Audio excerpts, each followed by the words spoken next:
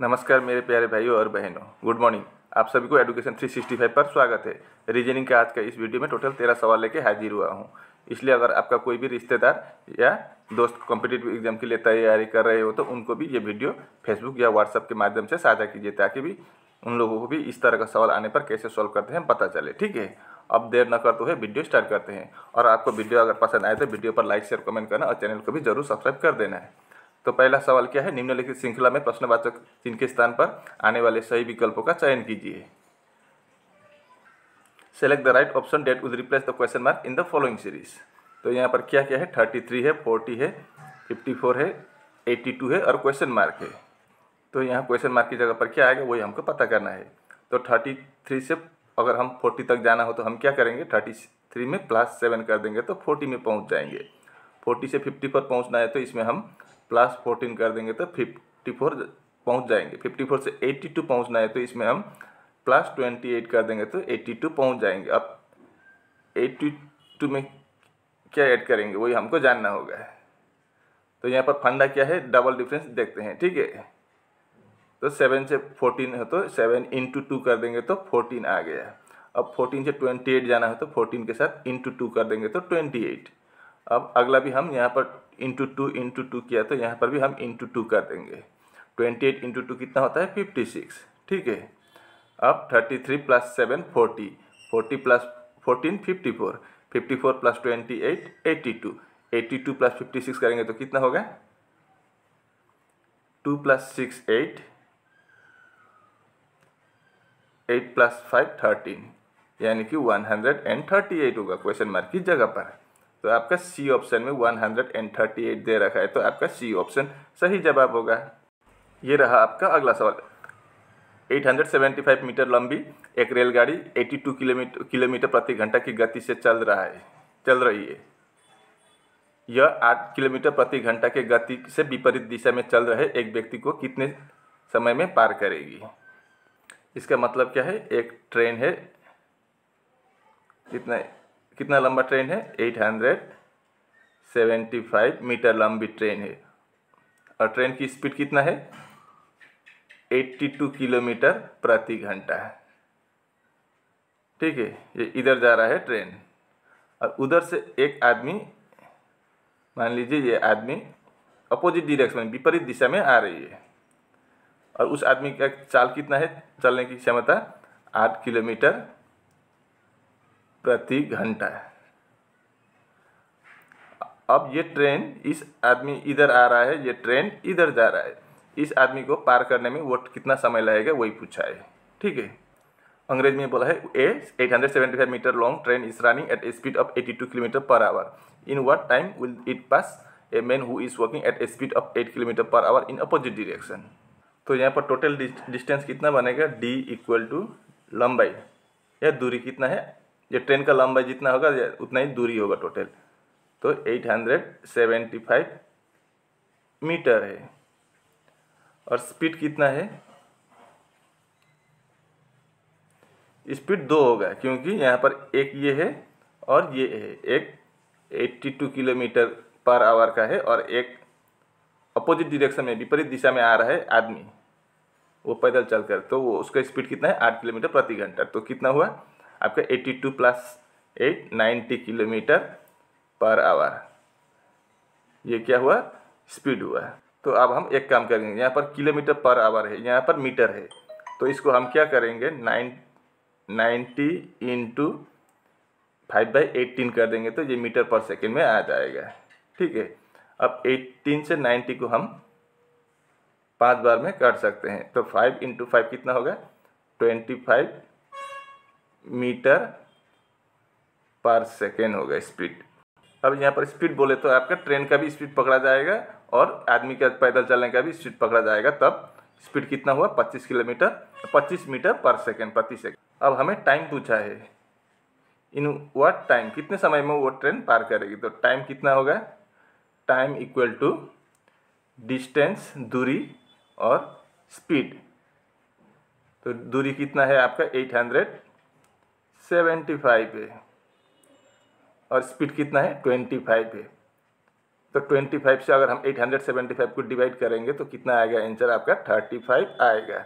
अब यहाँ पर मीटर है, नीचे 875 मीटर है और ये 25 क्या है, मीटर पर सेकेंड है। अब मीटर मीटर कट जाएगा तो बचेगा सेकेंड, तो आपका 35 सेकेंड होगा आंसर। यानी कि आपका डी ऑप्शन में 35 दे रखा है, तो आपका डी ऑप्शन सही जवाब होगा। ये रहा आपका तीसरा सवाल। उस समूह का चयन कीजिए जिसमें संख्याएं उसी प्रकार संबंधित है जिस प्रकार निम्नलिखित समूह में संख्याएं संबंधित है। Select the set in which the numbers are related in the same way as are the numbers of the following sets are related। मतलब ये जो लॉजिक से ये बना है सेम टू सेम वही लॉजिक से ये भी बना हुआ है, और इन चारों में से भी किसी एक में सेम वही लॉजिक लगा है, तो वही हमको पता करना होगा। ठीक है, तो यहाँ पर क्या लॉजिक हो सकता है, हम पहला छोटा नंबर देखते हैं, कितना है 18 है। अब हम एक 18 × 6 कर देंगे तो कितना आएगा आपका 108 आएगा। अब हमें कितना लाना है 98, तो यहाँ पर -10 कर देंगे तो 98 आ जाएगा। अब यही लॉजिक हम अगला में भी अपनाएंगे, मिलेगा पता यहाँ पर होगा कि नहीं होगा देखते हैं। ठीक है, यहाँ पर 23 को भी हम × 6 कर देंगे तो 26 × 3 कितना होगा 138 होगा। अब यहाँ पर भी हम -10 कर देंगे तो 128 आ गया। मतलब यही लॉजिक से ये दोनों बना है। ठीक है, अब सेम टू सेम लॉजिक से इन चारों में से भी किसी एक बना हुआ है, तो वही हमको पता करना होगा। तो चलिए हम बनाते हैं। पहले क्या किया था, इंटू किया था, तो 15 के साथ भी हम × 6 कर देंगे। 15 × 6 कर देंगे तो कितना आएगा 90 आएगा। -10 कर देंगे तो 80, लेकिन यहाँ पर 100 दिया गया है तो ये आपका नहीं होगा। अब हम अगला देखते हैं, यहाँ पर 12 × 6 कर देंगे तो कितना आएगा 72, -10 कर देंगे तो 62, 70 दिया है तो ये भी नहीं होगा। अब अगला में क्या है 16 है, तो 16 × 6 कर देंगे तो कितना आएगा 96, -10 कर देंगे तो 96 - 10 86। मतलब आपका सी ऑप्शन सही जवाब होगा। तो फिर क्योंकि 16 और 86 यहाँ पर दिया गया है, तो आपका इनमें लॉजिक सेम टू सेम हुआ है। जो ऊपर दिया गया लॉजिक क्वेश्चन में जो सवाल पूछा था उसमें जो लॉजिक से बना है सेम टू सेम लॉजिक से आपका सी ऑप्शन बन रहा है, तो आपका सी ऑप्शन सही जवाब होगा। सवाल में पूछा कि यदि कोई दुकानदार 22,400 रुपये में एक टीवी बेचता है जिस पर 28,000 रुपये अंकित है, तो वो कितने छूट दे रहा है। If a shopkeeper sells a TV at ₹22,400 which is marked as ₹28,000, then what is the discount he is offering. तो फिर उसका मार्क प्राइस या अंकित मूल्य कितना है, मार्क प्राइस MP लिख देते हैं हम। कितना है मार्क प्राइस, जो लिखा हुआ दाम है वो आपका 28,000 है। और सेलिंग प्राइस उसने कितने बिक्री किया है, ये बेचा है 22,400 में, तो डिस्काउंट कितना हुआ, तो फिर आपका 28,000 में से अगर हम 22,400 माइनस करेंगे तो 5,600 डिस्काउंट हुआ। ठीक है, डिस्काउंट हुआ 5,600। तो फिर हमें परसेंटेज निकालना है। तो 5,600 क्या किया, डिस्काउंट किया है। कितने रुपए में उसका असली दाम कितना था 28,000 था, उसने बेचा 22,400 में, तो डिस्काउंट कितना हुआ 5,600।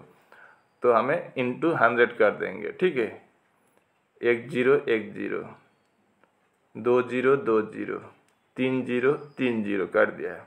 अब 28 से 56 को 2 बार काटेंगे। ठीक है, अब 2 × 10 कितना होगा 20 होगा। तो फिर आपका 20% डिस्काउंट में उसने वो टीवी बेचा था। ठीक है, 20% डिस्काउंट पर। ये रहा अगला सवाल। वो सबसे बड़ी संख्या ज्ञात कीजिए जो 1500 से छोटी हो और 5, 10 और 15 से विभाज्य हो। Find the largest number which is less than 1500 and is divisible by 5, 10 and 15। मतलब क्या बोला है, वो नंबर 1500 से छोटा होना चाहिए, 1500 नहीं लेकिन 1500 से छोटा, और ये नंबर को तीनों आपका 5 से भी, 10 से भी और 15 से भी डिवाइड होना चाहिए, यही निकालना है। ठीक है, लेकिन 1500 से छोटा होना चाहिए लेकिन बड़ा नंबर होना चाहिए, 1500 से छोटा लेकिन सबसे बड़ा नंबर होना चाहिए, वही बोला है। तो इसके लिए हमें क्या करना होगा, एलसीएम निकालना होगा। किसका, 5 का, 10 का और 15 का एलसीएम निकालेंगे हम। तो कैसे निकालेंगे, इसको हम 5 से डिवाइड करेंगे तो 5 को 1 बार, 10 को 2 बार और 15 को 3 बार जाएगा। तो 5 × 1 5, 5 × 2 10, 10 × 3 30 होगा एलसीएम। ठीक है, तो हमारा एलसीएम कितना आया, एलसीएम 30 आया। तो टोटल सबसे बड़ा नंबर कितना था यहाँ पर, 1500 से छोटा होना चाहिए बोला था। तो हम एक काम करेंगे, 1500 से ये 30 को माइनस कर देंगे तो कितना आएगा, 1470।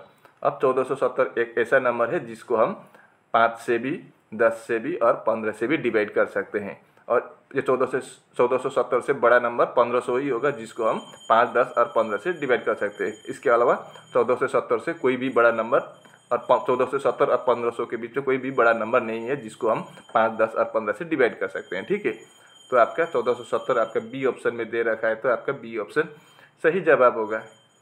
इसको देखिए, किसी निश्चित कूट भाषा में मेल को 5744 लिखा जाता है, तो उसी कूट भाषा में रोड को कैसे लिखा जाएगा।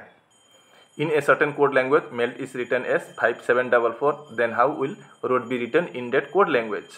तो फिर हम चेक करेंगे मेल से कैसे 5744 आया है। ठीक है, तो पहले हम इनका प्लेस वैल्यू लिखेंगे, MELT। एम का प्लेस वैल्यू कितना है, 13 है, ई का 5 है, एल का 12 है और टी का 20 है। ठीक है, अब हम इस सभी में क्या करेंगे, +2 कर देंगे। यहाँ पर भी 2 2 2 2, तो कितना होगा, 13 + 2 15, 5 + 2 7, 12 + 2 14 और 20 + 2 22। लेकिन यहाँ पर तो 5744 दिया गया है, तो कैसे बनाएंगे 5। अगर हम यहाँ पर दो अक्षर को, दो नंबर को एक बनाएंगे तो 1 × 5 कर देंगे यहाँ पर, तो कितना होगा 5। ये 7 एक ही नंबर है तो हम डायरेक्ट 1 लिख देंगे, 7 लिख देंगे। यहाँ पर 14 में 1 और 4 है तो 1 × 4 कर देंगे तो 4 आएगा। और यहाँ पर 22 है, 22 में 2 × 2 कर देंगे तो 4, तो 5744 इस तरह से आया हुआ है। ठीक है, अब उसी लॉजिक के तहत हम रोड का भी बनाएंगे। ROAD, आर का प्लेस वैल्यू कितना है, 18 है, ओ का 15 है, ए का 1 है और डी का 4 है। अब इन सभी में हम +2 कर देंगे तो कितना आएगा देखते हैं। अब 18 + 2 20, 15 + 2 17, 1 + 2 3 और 4 + 2 6। ठीक है, अब 20 में भी हम क्या करेंगे, इंटू करेंगे तो 2 × 0 कर देंगे तो 0 आएगा पहला नंबर। अब 17 में 1 × 7 कर देंगे तो 7 आएगा। और 3 का 3 वो सिंगल नंबर है, 6 का 6 मतलब 0736। आपका 0736 आपका ए ऑप्शन में दे रखा है, तो आपका ए ऑप्शन सही जवाब होगा। ये रहा अगला सवाल, दिए गए समीकरण को संतुलित करने के लिए किन दो चिन्हों को आपस में बदलना चाहिए। Which two signs should be interchanged to make the given equation balanced। अब इसमें कोई चारा नहीं है, हमें एक एक करके जाना ही होगा। फिर भी हम पहले डिवाइड को चेक करेंगे। ठीक है, अब पहले में क्या बोला है, डिवाइड और प्लस को अगर हम आपस में बदल दे तो ये बन जाएगा। तो डिवाइड यहाँ पर देंगे और प्लस कहाँ पर है, डिवाइड के जगह पर प्लस के जगह पर डिवाइड, या प्लस और डिवाइड है तो डिवाइड के जगह पर प्लस कर देंगे तो ये बनेगा क्या। अब 62 को अगर हम 32 से डिवाइड, 64 को अगर हम 32 से डिवाइड करेंगे तो कितना आएगा, 2 आएगा। इंटू 8 + 16 - 12 करने पर क्या 116 आएगा क्या। 8 × 2 16 + 16 - 12, 16 + 16 32 - 12 कर देंगे तो 20 आएगा। 116 नहीं आएगा, तो ये आपका पहला ऑप्शन कैंसिल नहीं होगा इससे। अब हम अगला देखेंगे, डिवाइड और इंटू को। तो इंटू के जगह पर यहाँ पर हम क्या कर देंगे, डिवाइड कर देंगे और डिवाइड के जगह पर इंटू कर देंगे तो क्या होगा, 64 +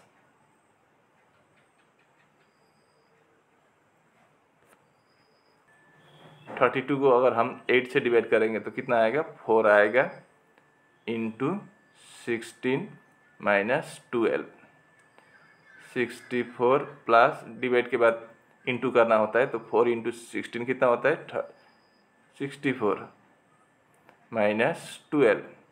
अब 64 प्लस 64 कितना होता है, 128 में से अगर हम 12 माइनस करेंगे तो कितना आएगा, 116 आएगा। मतलब अगर हम डिवाइड और इंटू को आपस में बदल दें तो दिए गए समीकरण संतुलित हो जाएगा। तो फिर आपका बी ऑप्शन सही जवाब होगा। अब ये देखिए 8वां सवाल, यदि 6 हैज़ 9 इक्वल टू 6 और 7 हैज़ 10 इक्वल टू 8 है तो 12 हैज़ 9 ज्ञात कीजिए। If 6 has 9 equal to 6 and 7 has 10 equal to 8 then find 12 has 5 equal to question mark। तो हम 6 has 9 से कैसे 6 लाएंगे, यही बड़ी बात है। ठीक है, अगर हम 6 प्लस 9 कर देंगे तो कितना आएगा, 15 आएगा। अब 15 में 1 और 5 है तो 1 और 5 को अगर हम प्लस कर देंगे आपस में तो 6 बन जाएगा। अब यही लॉजिक अगला में लगता है कि नहीं, देखते हैं। 7 प्लस 10 है तो 7 प्लस 10 कितना होता है, 17। 17 में भी 1 प्लस 7 कर देंगे तो कितना आएगा, 8। तो यही 8 है, यहाँ पर भी दिया गया है। तो अब हमको लॉजिक पता चल गया, तो हम तीसरा जो क्वेश्चन में पूछा है उसको आसानी से बनाएंगे। तो यहाँ पर 12 प्लस 5 कर देंगे तो कितना, 15 नहीं 5, 12 प्लस 5 कर देंगे तो कितना आएगा, 17 आएगा। तो 17 का मतलब 1 प्लस 7 कर देंगे यहाँ पर भी हम, तो 1 प्लस 7 कितना होगा, 8 होगा। तो फिर क्वेश्चन मार्क की जगह पर क्या आ जाएगा, आपका 8। बी ऑप्शन में 8 दे रखा है तो आपका बी ऑप्शन सही जवाब होगा। अपराह्न 3:56 बजे 3:56 बजे घंटे और मिनट के सुइयों के बीच कितना कोण बनेगा। What will be the angle formed between the hour and minute hands at 3:56 PM? तो मुझे तो उम्मीद है कि ये आपको आसान लगेगा। इसका फार्मूला क्या है, थीटा बराबर क्या है, इसका निकालने का फार्मूला 30h माइनस 11/2m। तो 30h का मतलब घंटा, आवर, घंटा कितना है, 3 घंटा है, 3 बजे का मतलब 3 घंटा, माइनस 11/2m, मिनट का m का मतलब मिनट कितना है, 56 मिनट, तो हम 56 कर देंगे। तो 30 इंटू 3 कितना होगा, 90 होगा, माइनस 2 से हम 56 को 28 बार काट सकते हैं। अब 28 इंटू 11 कितना होगा, 28 इंटू 11 करेंगे तो 308 होगा, 308 होगा। अब 90 माइनस 308 कितना होगा, माइनस 218 होगा। अब डिग्री में कभी भी माइनस नहीं होता है तो हम माइनस को हटा देंगे तो 218 डिग्री होगा। तो आपका बी ऑप्शन में 218 डिग्री दे रखा है तो आपका बी ऑप्शन सही जवाब होगा। अब इसको देखिए, ए और बी मिलकर एक काम 40 दिन में पूरा कर सकते हैं, बी और सी उसी काम को 48 दिन में पूरा कर सकते हैं, और सी और ए उसी काम को 60 दिन में पूरा कर सकते हैं। तीनों मिलकर उसी काम को कितने दिन में पूरा कर सकते हैं, तीनों मिलकर कितने दिन में वो काम पूरा कर सकते हैं, वही पूछा है। A and B can complete a work in 40 days, ये आपको समझ गए होंगे, अब इसको बार बार बताने की ज़रूरत नहीं है। तो हम एक काम करेंगे, ए और बी वो काम कितने दिन में कर सकते हैं, 40 दिन में, 40 डेज में। बी और सी मिलकर वही काम कितने दिन में करते हैं, 48 डेज में। और सी और ए मिलकर वही काम कितने दिन में करते हैं, 60 दिन में।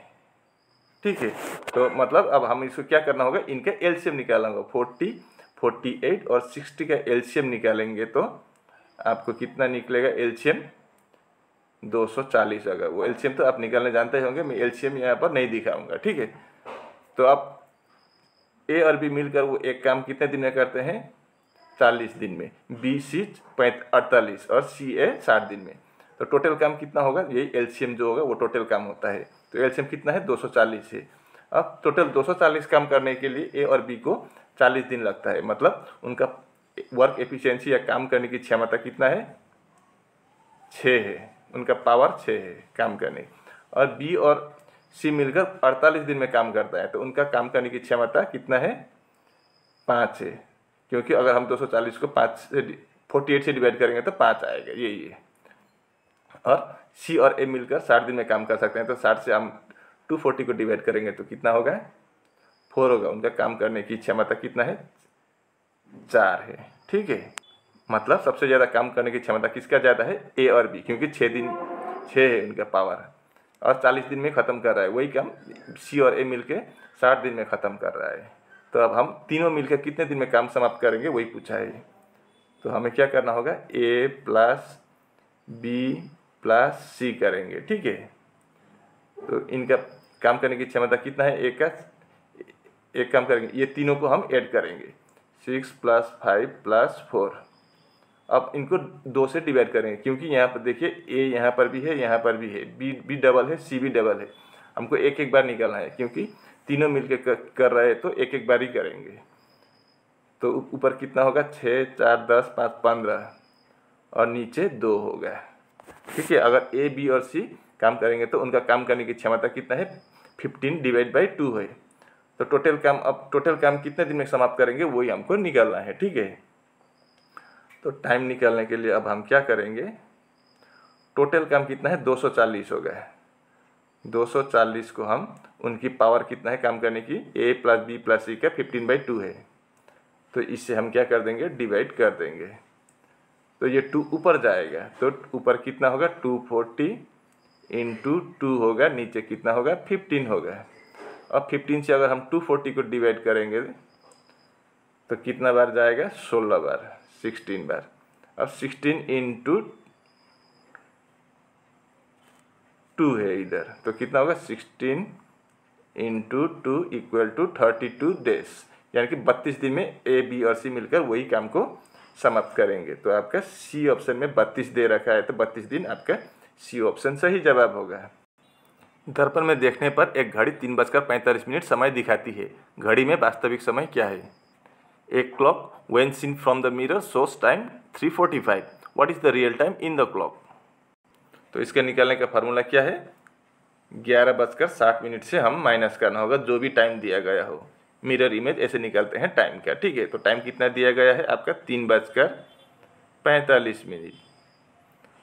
अब 60 से 45 माइनस करेंगे तो 15 आएगा। इधर 11 से 3 माइनस करेंगे तो 8 आएगा। यानी कि अगर आपका मिरर में या आईने में, दर्पण में आपको 3:45 दिख रहा है तो ओरिजिनल टाइम घड़ी में कितना बजा हुआ होगा? 8:15। आपका बी ऑप्शन सही जवाब होगा। ये रहा अगला सवाल। यदि ट्री = 12 है और कैट = 8 है तो मैंगो ज्ञात कीजिए। If tree = 12 and cat = 8 then find mango. तो हम एक काम करेंगे, ट्री का लिखेंगे TREE। अब टी का प्लेस वैल्यू 20 है, आर का 18 है, ई का 5 है और ई का 5 है। तो कितना होगा? 8 × 5 = 13, 5 × 18, कैरी ओवर 1, 2 × 1 3 और कैरी ओवर 1 4 है, 48। अब यहाँ पर कितना है? 12 है। तो यहाँ पर 48 से 12 लाना हो तो क्या करेंगे हम? /4 कर देंगे तो 12 आ जाएगा। अब हम कैट का चेक करेंगे, CAT। सी का वैल्यू 3 है, ए का 1 है और टी का 20 है। इनको प्लस करेंगे तो 21 + 3 24 होगा। यहाँ पर कितना दिया है? 8। तो 24 से 8 लाना हो तो /3 कर देंगे तो 8 आ जाएगा। अब हम उसी तरह से मैंगो का निकालेंगे, ठीक है। MANGO, M का 13, A का 1, N का 14, G का 7 और O का 15। इनको प्लस करेंगे तो कितना आएगा? 3 + 1 4 + 4 8 + 7 15 + 5 20, कैरी ओवर 2, 1 2 3 + 2 5, 50 हुआ। तो अब यहाँ पर हम क्या डिवाइड करेंगे? यही मेन बात। अब यहाँ पर 4 किया तो देखिए ट्री में 4 अक्षर है, 4 से डिवाइड किया। केट में 3 अक्षर है, 3 से डिवाइड किया। मैंगो में कितना अक्षर है? 5 है। तो हम यहाँ पर 5 से डिवाइड करेंगे तो 50 को कितना आएगा? 10 आएगा तो क्वेश्चन मार्क की जगह पर क्या होगा, तो फिर मैंगो का 10 होगा कोट। आपका सी ऑप्शन में 10 दे रखा है, तो आपका सी ऑप्शन सही जवाब होगा। ये रहा अगला सवाल, निम्नलिखित में से कौन सा वेन आरेख पुरुष, महिला और बच्चों के बीच सबसे अच्छा संबंध दर्शाता है। Which one of the following Venn diagrams indicate the best relationship among male, female and children. तो इन चारों में से कौन सा वाला होगा वही हमको पता करना है। तो यहाँ पर मैं आपको आसान से बोल देता हूँ। जैसे यहाँ पर इन सभी को ध्यान दीजिए, मेल है, फीमेल है और चिल्ड्रेन है। अब बीच वाला हम ऐसे बनाएंगे, ये क्या होगा, चिल्ड्रेन होगा, ठीक है, बच्चा है। अब बच्चा इधर मेल बनाएंगे, बच्चा मेल भी हो सकता है और बच्चा फीमेल भी हो सकता है। बच्चा का कोई गारंटी नहीं, कोई बच्चा मेल होता है, कोई बच्चा फीमेल होता है।